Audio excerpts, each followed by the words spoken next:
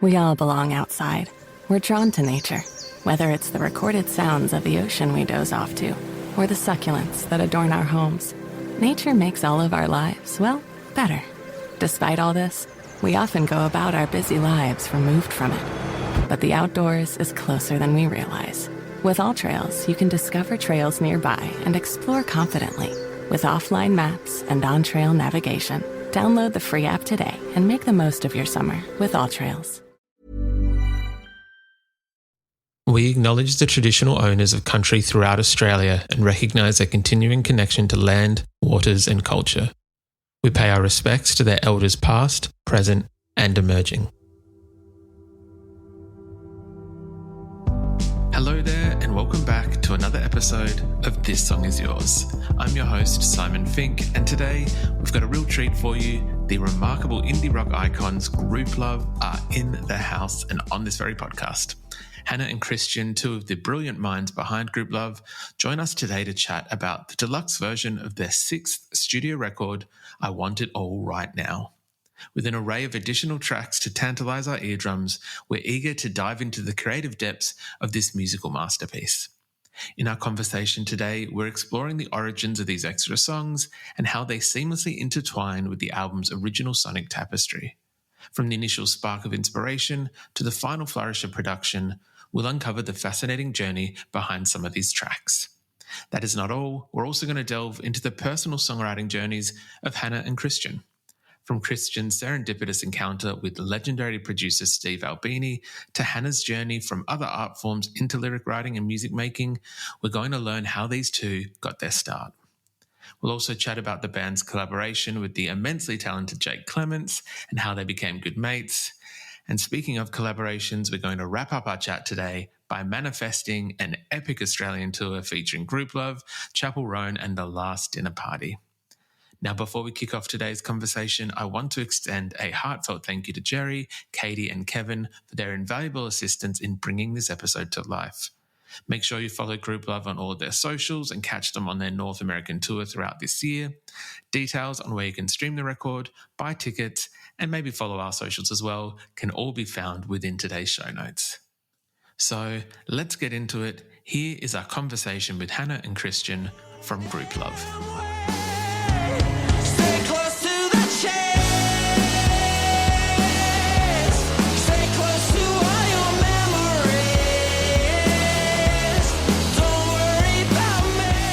Please welcome to This Song Is Yours, Hannah and Christian from Grouplove. Hannah and Christian, hello. How's it going? Hello. How you doing? We're good. Yeah. That's very good to hear. Thank you so much for spending some time with us today, all the way from Atlanta. I know it is the evening time, so yeah, thank you again for kind of coming on and chatting about the deluxe version of I Want It All Right Now. That's right. It's out. It's out. It is out. Firstly, yeah, how is it feeling? Is it any new release, any kind of album being put out into the world is an exciting feeling? When it is a deluxe, there's bonus tracks, there's a live track. Is that feeling the same? Yeah, it's feeling, music coming out today is so abstract because it's like New Music Friday, it's really exciting, and then come Saturday, it's like, is it still exciting? That's the goal. Can we hold people over till Saturday? It's really that simple. Look, I can very much... I can appreciate that. There's 5 brand new tracks on this deluxe version of the record, which I kind of want to jump into in a sec, but I want to understand, I guess, how we got these 5 brand new tracks, because it is exciting. It kind of adds another depth and layer to the record. Were these songs from those same sessions? Have these songs kind of been born and created, I guess, post the record? And since that's happened, where have we landed in terms of receiving these 5 songs now? I think the majority of them were written during the record. There's actually like Chances was written way before the record. But like in that time frame, like 2 or 3 year time frame. Wait, no, Chances was written after the record. My sense of time is horrible. So like this is going to be like, we're just going to complicate it.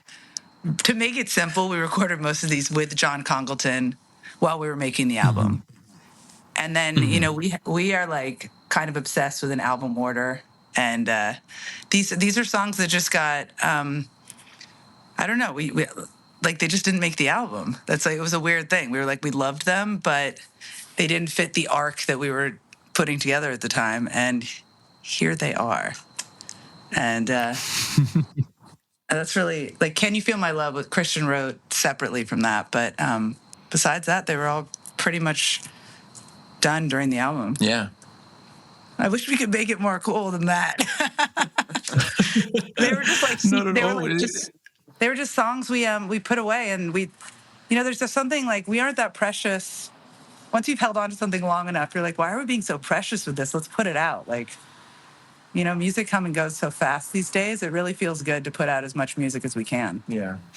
Yeah, of course. I would love to kind of talk about the record, and it almost plays into what you just said in terms of, I think there's a theme of the record in terms of what is it? Kind of I guess not self-discovery, but like almost like a thing of letting go of the need or want or desire of having a perfect thing, or having something that is, you know, this total and let's say edited kind of end result. With that in mind, I guess, yeah, was it that these songs almost then did fit that through line of the record that you're releasing, of self-discovery and things like that? I mean, they completely did. They did. They do. Particularly Can You Feel My Love? I feel like that was, I mean, you could talk about it because you're singing it and wrote it. But do you want it? Yeah, I didn't know we were jumping into that song.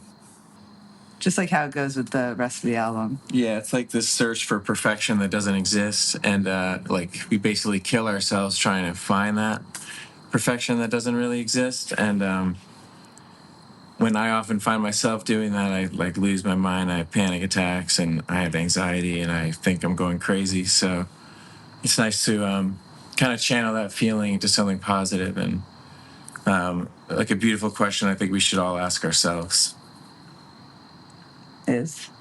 Can you feel my love? I was like waiting. I think we all need to feel some more love these days. Yeah. That's kind of what I'm putting out there. Yeah, I think like the whole album was really. By the way, I apologize to the listeners. We are sitting on our deck so we don't wake our daughter up, and there are lots of cars suddenly going by. So if you hear that, and we keep getting a sign that says the network is struggling. But anyway, yeah, I feel like, you know, when we started writing this album and a lot of the early songs on it, and I still feel this in some of the songs we released, like Chances, there's so much. We like forget how influenced we are by the outside world and other people's opinions and things that we want to buy and how we want to decorate our house and how we want to look. And it's all this like outside need. And really, when you clear that and you get to what really matters, it's like what's inside of you and how you feel and how you look at yourself without all that BS, you know? And really, that's what I mean, I think it's the life journey, but that's what we're working towards during a lot of these songs. I think the one extremely unique thing that Grouplove has going for it, and I would say it kind of puts you yourselves in a small handful of other bands, is that you're consistently, over the years, I think since 2011, since that first record, have always had this extremely positive and unique sound that it's very uplifting. It's very much you. And I know that sounds silly, but there's so many artists that sound similar to one another, and Grouplove, I think, defies that and has that kind of That's awesome. that messaging and that almost that spirit and vibe. Yeah. I'll take that. I love that. Is that something that's difficult to, Christian, I know you just said in terms of like when there's elements of like anxiety and a number of feelings that maybe are not as positive. How do you guys balance that when you're approaching writing about it and singing about it? Because you wouldn't maybe pick that up on the first one or two listens in terms of how the music sounds and the vibe and the lyrics that you're giving off, and then I guess those feelings behind it.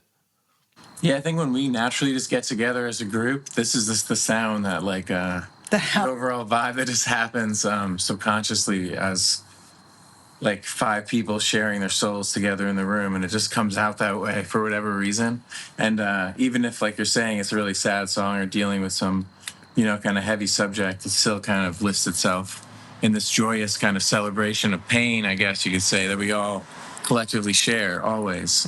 It's like the catharsis is what we're like together. Separately, we're all disasters, and we're just like everyone else, just like questioning our thing. Like, where are we going? What's the direction? Are we okay?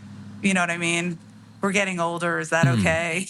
Yeah. Is that good? Is that bad? Are we allowed to get older in this day and age? And then we get together and it's all just music, and you forget, and you just focus on it sounds so like whatever, but the together, writing together, bringing a song in, whether we bring the song in and work on it as a group, or we write it spontaneously together, it's like that's the healing. And I think that's what people feel. They're like, I feel good when I listen to you guys. I think it's because we feel good when we're writing it. Yeah. It's exciting. It's audibly palpable. Oh, I was going to just saying what Hannah was saying. It's like saying it out loud and realizing the music's coming out. It's cool to be able to share that collective experience that we all had spontaneously in a studio, years ago or 2 years ago. Now it's finally coming out again. It's cool to show everyone like what that was like. It's like this small time capsule of, songs that were written. Yeah. That now we get to share from that same headspace that heals us. It's exciting. And I know we're talking about the deluxe, but I gotta say what's crazy for musicians is we're still writing every day. You know what I mean? So for us, listening to these songs is like flipping back in a diary. Yeah. Like we're going back to a year ago or a year and a half, some songs 2 years ago, and like it feels good to look back and then to be writing today. So just know there's more coming. But it's always exciting when there is. Yeah. With this deluxe record, is it weird to look back, as you said, kind of like a diary? Like, has any of these bonus tracks almost like, have they changed context? Does the meaning of the song to you when you're listening to it, has that kind of altered in any way since maybe writing them however many years ago? Yeah, I think the meanings of songs for us like change context over time, like all the time. They really do. It's like they're like little Easter eggs for us that we like solve as we perform them or as we listen to them again. we're like telling our future selves things. Yeah, it's kind of wild. And there's a lot of times like I don't realize what a song's about fully until I'm on stage and like holding someone in the audience's hand, and like I'm like, oh my God, this song was written for this moment, or it's telling me to be present, or it's you just like. Or like how far we've come, or I don't know. It's a bizarre thing. And they kind of, as more people listen to our music, if we're lucky enough and people continue, it's like they take on, they transform the meaning of the song so much too. So we don't really we've never really talked about what our songs mean, because we have so many people come up to us and be like, this got me through when I was really sick, or this, I got married to this, or this meant so much to me and my brother when, blah, blah, blah. And so I love that. There is a certain beauty as well in terms of like, and don't get me wrong, we're a songwriting podcast and we have a number of times asked for the meanings and maybe the inspirations behind songs. But on the flip side of that, there's something that's lovely about not knowing and having the ability to interpret in so many open and different ways, I guess. Totally. I think that I always felt this about art history and stuff when I would be in class and they're explaining some abstract painting in context of sort of what was going on in society and what was happening around the painting. I was like, that is some bullshit. That is not what the artist intended. I think maybe, you know what I mean? There's always so much put on when I think a lot of the time artists don't actually really know. I think that you're creating from a source that you are lucky to tap into. And we're supposed to be like the future tellers in a way, but that doesn't mean we know. We're just writing, This sounds so trippy. I also just realized my phone has 5%, so we're going inside altogether. Everyone in. No stress at all.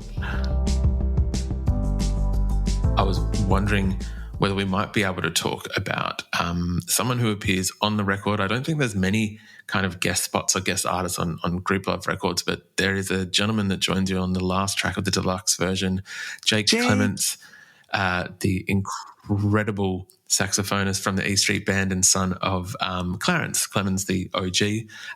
How did this happen? How did you guys kind of link up with Jake? We have a good friend who online goes by Watermark, and he photographs us a lot, and he knows Bruce and the whole E Street Band. And he was just like, yo, you guys are going to Montreal.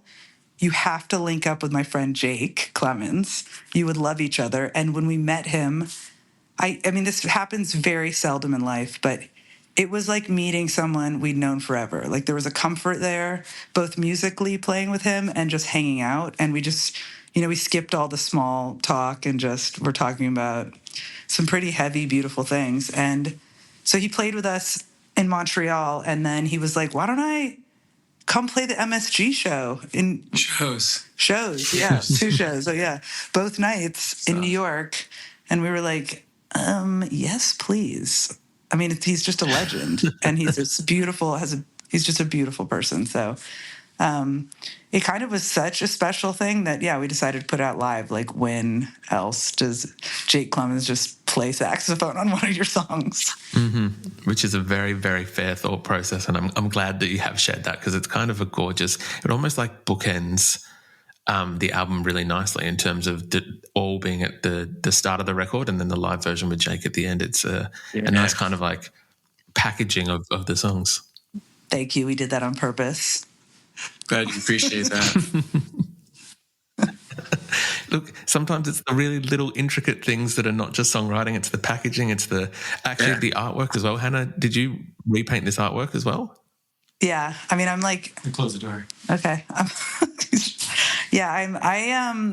I really love being able to do all the band's like merch and visual art and everything, because, and I do our stage design sometimes too, which is fun, but it all kind of comes together at the same time. So like while we're writing, I'll start seeing the album cover, and, I do a lot of drawings in the studio, and then I get to go be alone for a little and paint after being stuck with guys for weeks. I think that's very fair for yourself, yes. It is so fair. I would,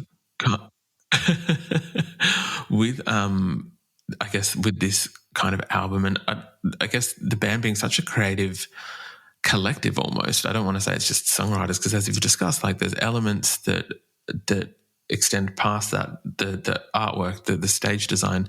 For yourselves, I would love to, and maybe Hannah, if you wanted to go first, and then Christian yourself, your introduction to songwriting and how you kind of got into that space of lyric writing and songwriting.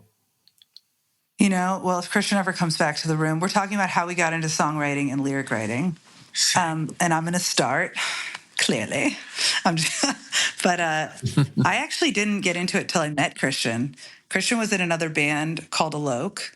And when we started dating, I was kind of running his like merch shop, and I did some album art for him. And we just like, occasionally he'd be like, oh, could you like harmonize on this? And I was really very introverted, really shy with even showing my voice at all. And I think just being around him constantly, I just sort of realized that writing songs is very similar to painting. It's like the more you let go, the more honest you are, and the more like you kind of reveal about yourself, and you really have to have like no ego and such a big ego at the same time, and it's this really fine balance, I think, to like, and also patience, and also you have to like keep doing it because you never know when something's going to come. So that for me was it's just been, I guess it was right when we started dating. Yeah. I mean, I have been learning how to write music, and still am, since this band started. That was like really when I became a musician for the first time in my life. And I've just gotten like kind of publicly better and like more in tune with myself, which has been a weird way to do it. But it's definitely like a very powerful way to do it. Yeah. Yeah. I mean, that's the only way I know. So, but yeah, it's wild. Christian, what about yourself? How did you first get into songwriting? I was just lucky to have grown up with a piano in my house, because I naturally just like always went to it and started writing my own songs when I was a kid. And took lessons for a little while, but I was starting bands in like 6th grade, and just like always loved doing it. Just made me feel alive. Like, and it was like what I was born to do. That's what it felt like growing up. And I just kind of stayed with it and that was like my only kind of plan in life, was to do something in music. I had no other backup, so I just worked really hard at it and wrote a lot of songs, and found myself doing it. It's actually funny. I was Hannah was talking about that band I was in, Alok. We actually did a record with Steve Albini years ago, and I was talking to my friend about it because we were mourning his passing, and he was like, you know what? He was like, I really watched you like blossom into the singer you become today during those sessions with him, and that was years ago. So it's just like, it was cool to realize that happened on Steve's watch, and it's just cool to like see, how long it takes to really find yourself, and like it's just a cool thing to just stick with, and like just like Hannah did over these last 10, 11 years, he's become so amazing. It was just all that time putting into it, writing all the time, performing all the time. It's just a cool thing to evolve at, I guess I'm trying to say. Are you a songwriter? Yes, not so much these days. Previously, I yes. feel like you are. No, I can tell. Am I supposed to? Was I supposed to know that? Like read the bio? No. It's not common knowledge. No, yeah. Okay. No. Cool. So you're not writing anymore? I have. I know we're not supposed to flip it, but you're not writing? Come on. No, you're more than welcome to ask. I've taken a small break to focus on other things, but I still somewhat do. I need to find a way back. Don't you need it? Think about it. You need it a little. Maybe a little. Maybe I will get back onto it, and if anything ever happens to it and it blows up, you'll be seeing press that I thank both of you for helping guide me back. I'll take 15%. I'm just kidding. Yeah. Well, no, the reason I say that is actually on our last tour, everyone was buying lottery tickets. And so I had this thing where I was like, if anyone wins, I get 15%, like no matter what, just for being in the proximity, for just in case. I mean, you never know. These jackpots are like so much money these days. You could change the world or change your state, change your neighborhood. Exactly. I wanted to quickly ask if it's okay. I know that there's plenty of tour dates ahead of you for the rest of the year. I know there's I think there's Bonnaroo, there's a number of other festivals, there's some supporting dates with Pink in arenas around the US. I don't think, and I could be wrong, so please correct me, has it been a little while since we've seen you down here in Australia?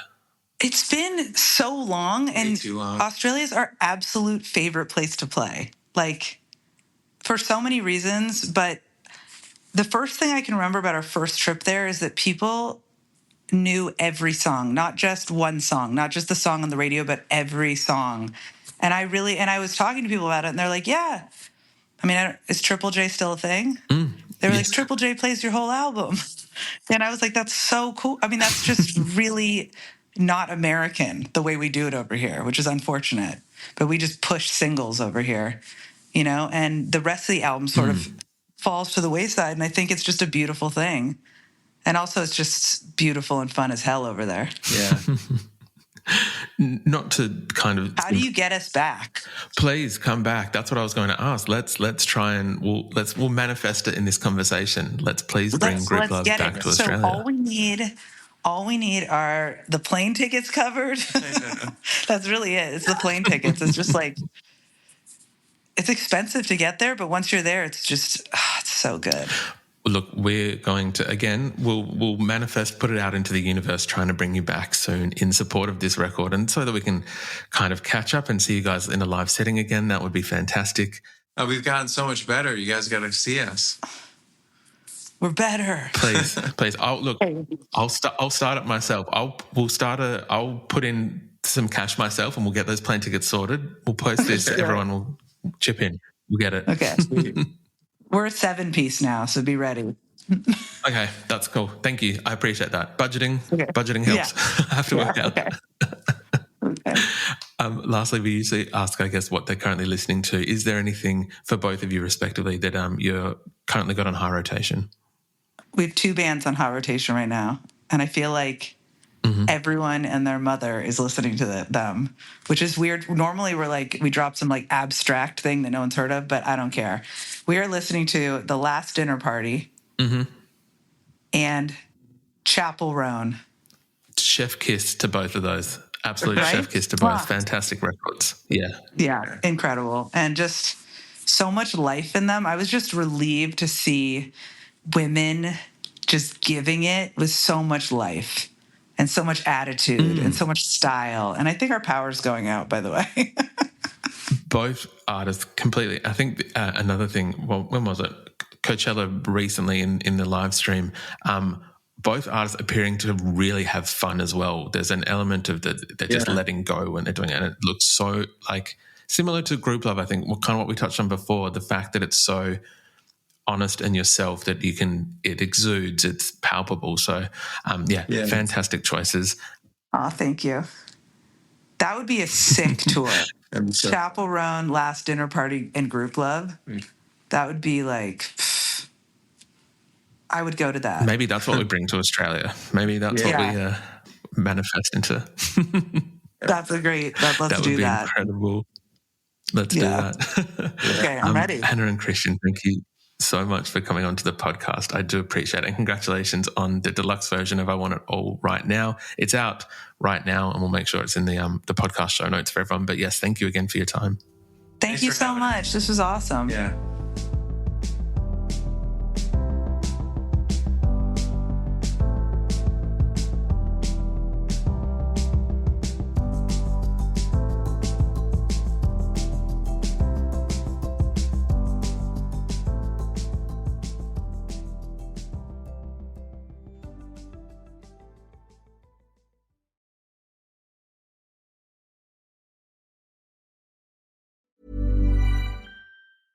If you're taking care of a senior loved one, then you know it can be hard.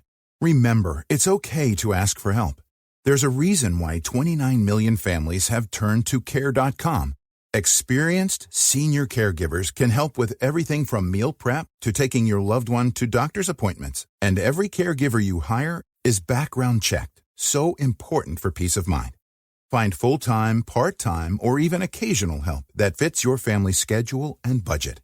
Get the support you need with Care.com.